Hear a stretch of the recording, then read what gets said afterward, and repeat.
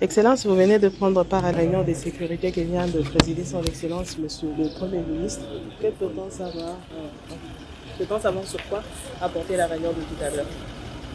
Nous sommes tous d'abord sous le choc, le président de la République en premier, le Premier ministre et nous tous membres du gouvernement, y compris toutes les autorités réunies ici et sûrement toute la communauté congolaise, de voir cet acte ignoble posé contre l'un de nos collègues il y a quelques mois, à savoir l'honorable Chérubin Okende Senga.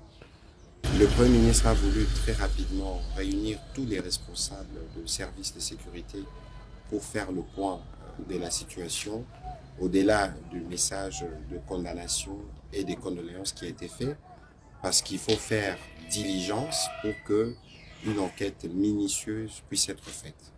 Dans cet ordre, il y a une enquête préliminaire qui a déjà commencé au niveau de la police nationale, mais il a été convenu durant cette réunion que ce sera une enquête, une commission d'enquête plus large qui impliquera tous les services, et nous avons convenu que nous allons associer à cette enquête des services étrangers des pays amis pour qu'en toute transparence et très rapidement nous puissions faire la lumière sur ces crimes odieux qui arrivent dans un contexte où nous étions déjà sur vigilance. Vous avez vu que la semaine dernière, il y a eu des bouclages qui ont été faits notamment dans la commune de Bandal.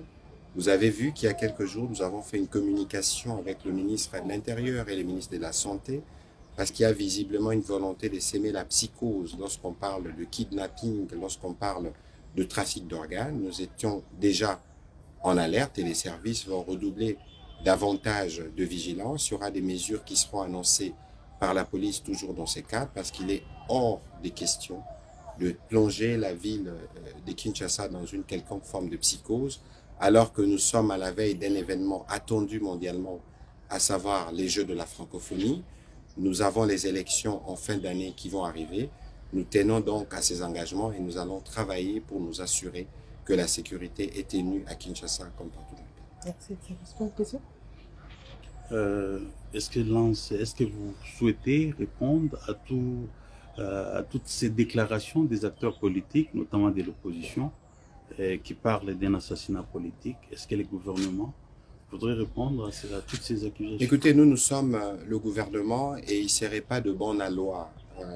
C'est aujourd'hui que notre collègue est décédé. L'heure est plutôt au recueillement.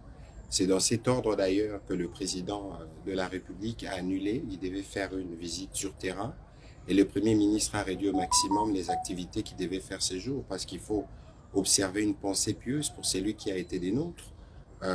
On peut diverger sur le plan de la politique, mais ici, il s'agit d'une vie humaine. C'est aussi les lieux d'interpeller les uns les autres que ce n'est pas le moment de venir vouloir faire...